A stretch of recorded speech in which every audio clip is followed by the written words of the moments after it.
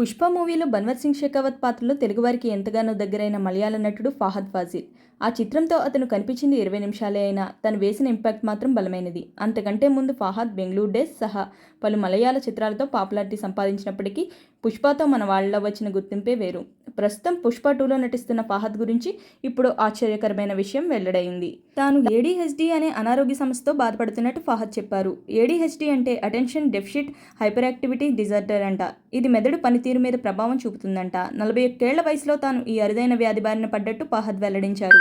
మామూలుగా ఏడీహెచ్డీ అనే సమస్య చిన్నపిల్లల్లో కనిపిస్తుందంట. దీనివల్ల దేని మీద ఎక్కువసేపు శ్రద్ధ పెట్టలేకపోవడం, కొన్నిసార్లు అతి ప్రవర్తన, తొందరగా ఆవేశపడడం వంటి సమస్యలు తలెత్తుతాయట. ఇలాంటి లక్షణాలను గుర్తించి తాను వైద్యుడిని సంప్రదిస్తే తన సమస్య బయటపడినట్టు ఫహద్ తెలిపారు. ఒక టీవీ కార్యక్రమంలో ఫహద్ ఈ విషయాన్ని వెల్లడించారు. దీనికి ఎలాంటి చికిత్స అవసరం అనే విషయమై వైద్యులతో మాట్లాడుతున్నట్టు ఫహద్ చెప్పారు. ఒక వ్యక్తికి ఏడీహెచ్డీ ఎందుకు వస్తుందో చెప్పడానికి నిర్దిష్టమైన కారణాలు ఏమీ లేవు.